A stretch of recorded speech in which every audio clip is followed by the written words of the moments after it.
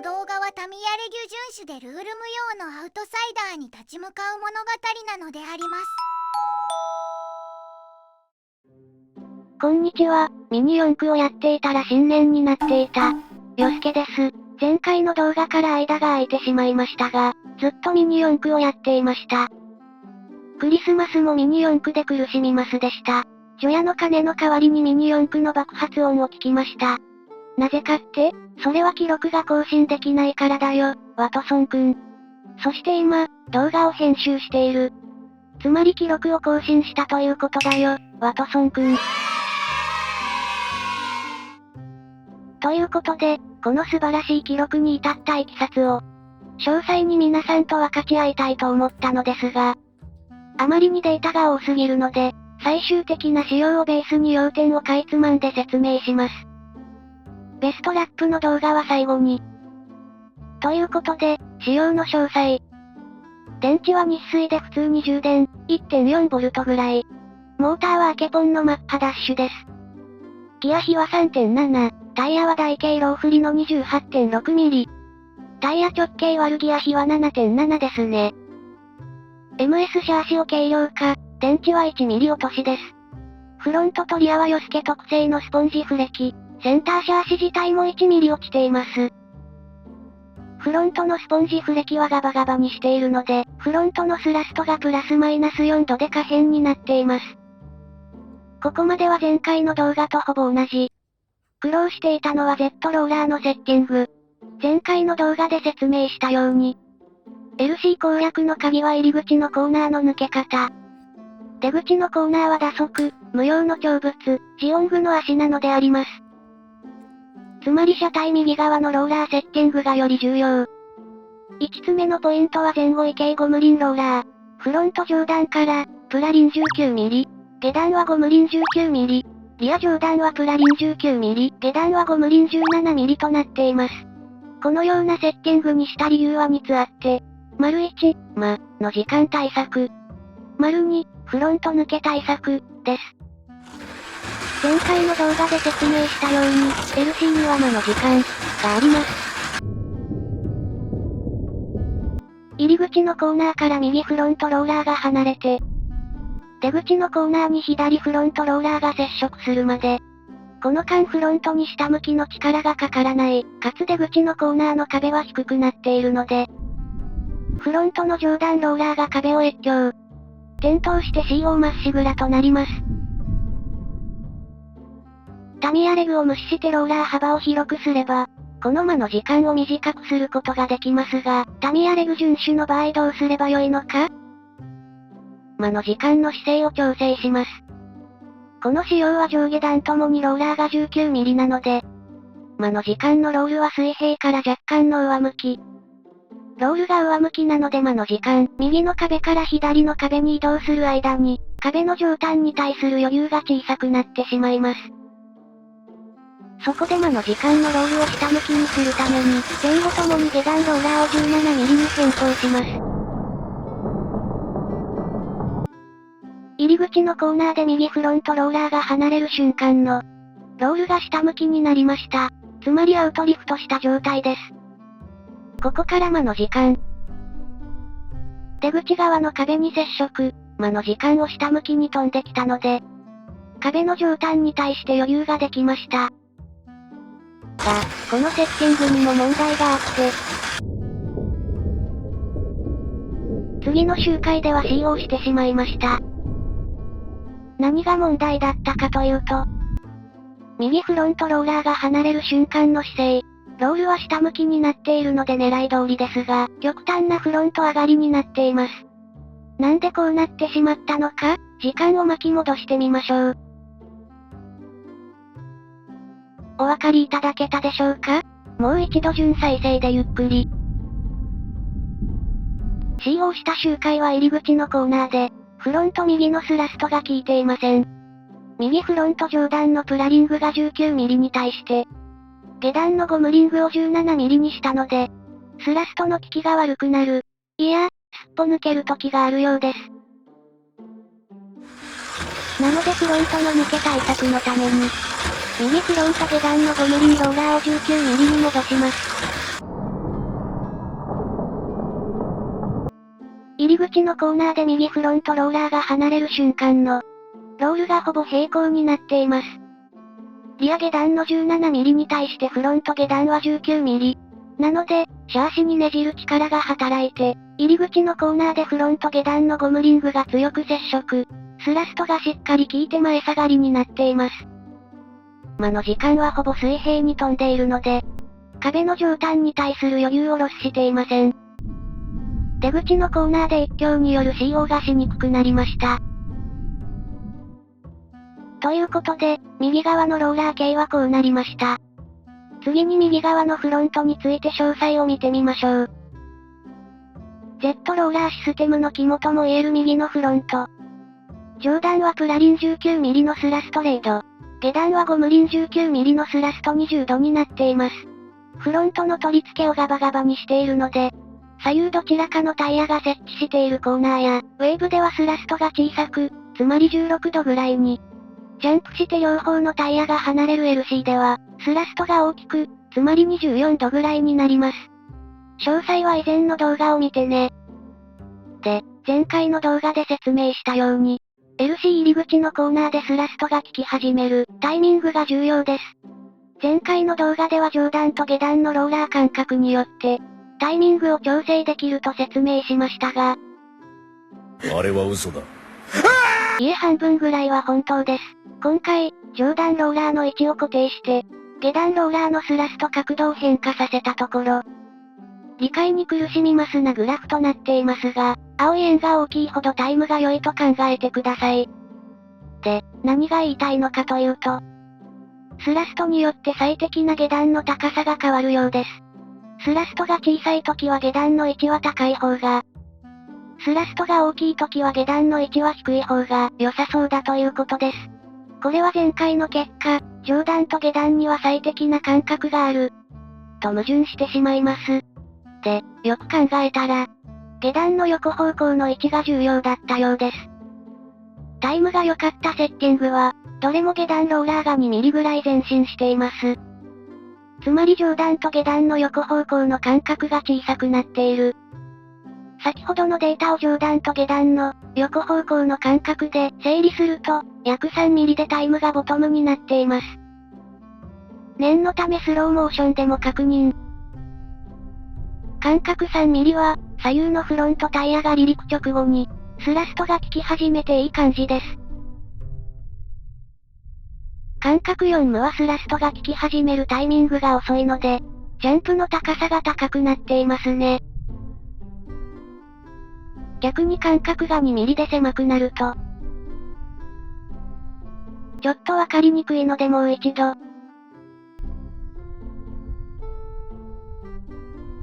はいここ。まだ左のタイヤが離陸していない瞬間に、スラストが効き始めるので、左のタイヤが一瞬ですが沈む挙動があります。この挙動によってアウトリフトが減少し、かつ、ガバによるスラスト増幅もキャンセルされるので、入り口のコーナーでスラストが足りなくなって、結果としてジャンプが高い、CO しやすくなるようです。ということで、フロント右の Z ローラーセッティングは、スラストによらず、上段と下段の横方向の間隔で3ミリが良いということが分かりました。でもこれ下段の高さで調整するの大変ですよね。なのでこれを使います。リア用のバットマンカーボン。この人、19ミリローラー用の穴が横に2つ並んでいます。この穴をシャーシ側ステートの取り付けに使用すると、右側はプラス0.5ミリ、左側はマイナス2.0ミリで調整できます。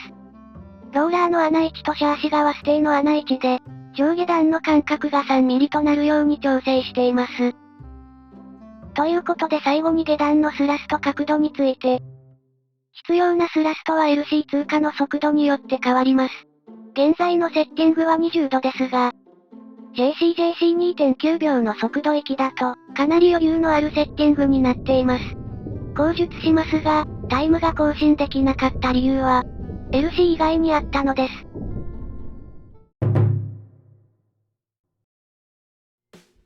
次は右側のリアに行ってみましょう。上段はプラリン 19mm のスラストレード。下段はゴムリン 17mm のスラスト2度になっています。フロントと同様に上段と下段の横方向の間隔が重要なのですが、フロントほどシビアではないようです。フロントはプラスマイナス1ミリでタイムが大きく変わりましたが、リアは比較的に感度が小さいです。というのは、リアはぶっ飛ぶから。LC への侵入は、まず右フロントが接触して、次に右リアが接触するのですが、リアは横にぶっ飛ぶような形で接触しています。フロントは壁に沿うように接触するので、ゆっくりとアウトリフトする。つまり上下段の間隔が重要になりますが、リアは壁にほぼ垂直な速度成分で接触するので、一瞬でアウトリフト、上下段がほぼ同時に接触。つまり上下段の間隔の影響が小さいようです。と言っても多少は影響がありそうなので、上下段の間隔は0ミリ、つまりほぼ同軸となるように設定しています。リアのスラストは2度なので、フロントの20度と比べるとかなり小さいですが、このセッティングにも理由があります。リアのスラストが大きい場合、入り口のコーナーで右フロントローラーが離れた後、リアのローラーしか接触していない時間に、リアが沈む、フロントが浮くという挙動になります。この不審な挙動によって出口のコーナーの壁を越境。CO まっしぐらとなるのです。なので、間の時間にリアが沈まない程度のスラスト。2度に設定しています。右側の最後はフロント、リアそれぞれの上段プラリングの高さについて。上段の高さが高いほど、LC 入り口のコーナーでアウトリフトしやすく、下段のスラストが効きやすくなるのですが、ウェーブでも下段のスラストが効いてしまうので、失速しやすくタイムが悪化します。なので上段の高さを低くしていくのですが、ある高さより小さくなると、LC 入り口のコーナーでエンリフトしてしまい、スラストが全く効かない、CO まっしぐらとなります。なので今のセッティングはフロント、リアともに8ミリ。これは MS シャーシの上面から、1.5 ミリスペーサー、1.5 ミリカーボンステー、1.5 ミリスペーサー、1.5 ミリカーボンバンパー、ローラー分2ミリを足した値です。目安としては台形タイヤの上面と同じぐらいでしょうか。同様に、左側の上段ローラーも、高さ8ミリでセッティングしています。左側の上段が低すぎると出口のコーナーでエンリフト、転倒から CO してしまうからですね。だがしかし、コーナーで失速しないためには、左側の上段ローラーはできるだけ低くしたい。これは重心に近い方のローラーが強く接触するから、ですね。なので、下側に19ミリのローラーを追加しました。つまりダブルローラー作戦、なのであります。この作戦によって下段ゴムリングへの接触が弱くなり、コーナーで爆速に、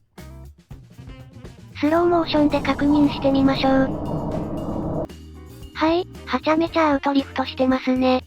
中段と下段のわずかな間隔で接触しているので、角度が大きくなっているようです。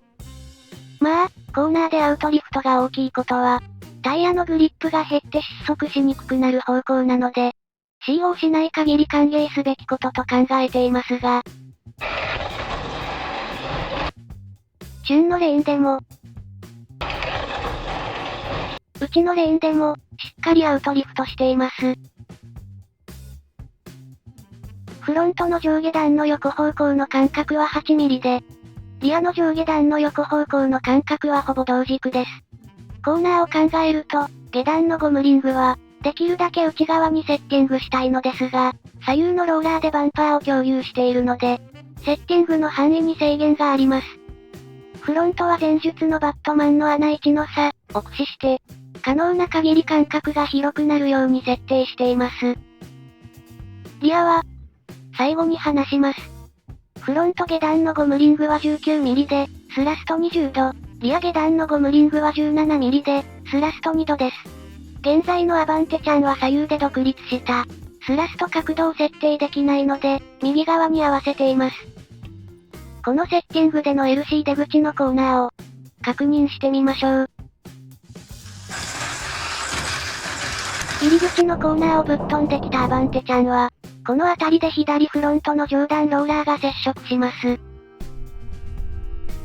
左リア下段のゴムリングが 17mm なので、リアが接触すると大きくアウトリフト。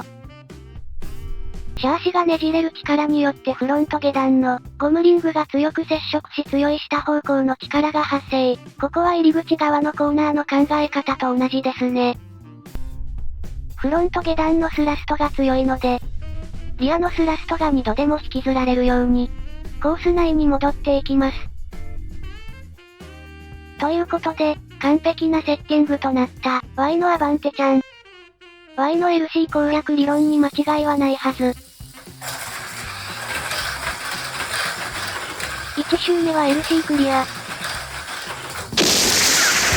え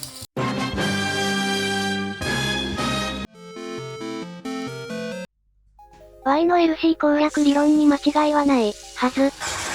どういうことでしょうか？1周目は理論通り、綺麗に LC を抜けています。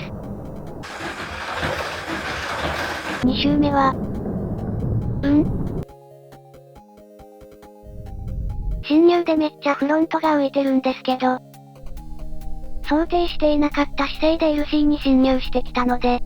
ドッカンバッカンバウンドして挙動が不安定に、結果として CO してしまったようです。この LC 侵入時にフロントが浮く現象は、ラップタイムが 3.0 秒を切るぐらいから頻発。タイムを更新できない原因となっていました。これは何やら事件が起きている匂いが、と考えて3カメを確認すると、お分かりいただけたでしょうか？巻き戻してもう一度。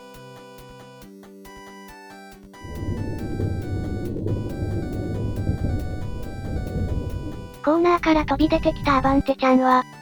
はちゃめちゃアウトリフトしています。その状態で LC のスロープに侵入するので、フロントがスロープに衝突、バウンドしてフロントが浮き上がっているのではと考えて、フロント側のスポンジを柔らかくしたり、フロントにスキットローラーをつけてみたり、シュールなんとかを1年間放置してみたり、したのですが、良い結果が得られませんでした。夜しか眠れなくなるぐらい考えて、さらに会社でお昼寝してもダメだったので、仕方なくシュールなんとかの封印を解こうとした時に、ひらめきました。LC 入り口のスロープでフロントタイヤが勢いよく設置。バウンドしてフロントタイヤが浮くのではと考えていたのですが、そうではなくて、リアタイヤが勢いよく設置した瞬間に、リアローラーなどのオーバーハングの重量によって、リアタイヤを中心に回転する力、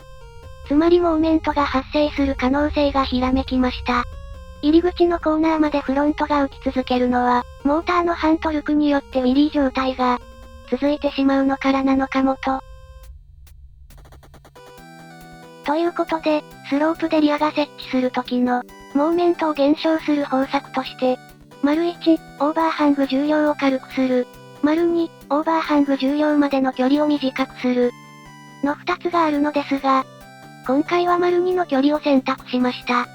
重量としてはローラーの個数を減らすのが効果的ですが、LC 攻略、&コーナー爆速に必要な個数なので、もともと 4.5mm 後ろにあったリア上段ローラーを、車体中心に寄せたので、上下段の間隔が同軸、となったのであります。いうことで真のセッティングとなったアバンテちゃん、Y の LC 最速理論に間違いがないことを証明するのだ。1周目の LC をクリア。2.9 秒切り。2.9 秒前半で安定している。これはいい。2.86 秒、記録更新だ。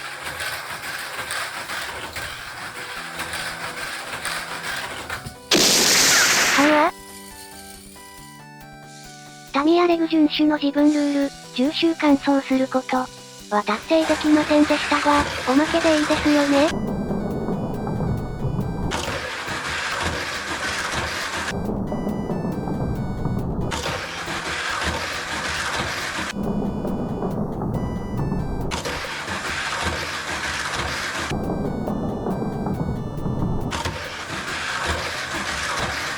念された LC への侵入、まだ若干浮いていますが、精度はだいぶ良くなったようです。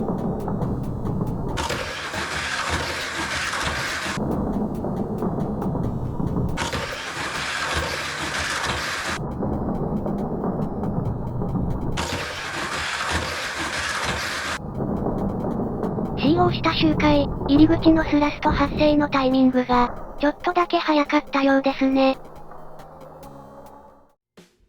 ということで、無事記録を更新したアバンテちゃん。レース後車検ということで、体重を測っておきましょう。61.4Y。最軽量の時から 11.1g の増加。軽量化して壊れた部分を作り直し。必要なところは補強もしたので仕方がないですね。今回、かなりの苦労を伴いましたが、LC での挙動をほぼ理解、かつ侵入時のフロント浮きの対策方法も分かったので、あとコンマに3秒はタイムを短縮できるかなという感触です。今年中には 2.0 秒を切りたいので、応援よろしくお願いします。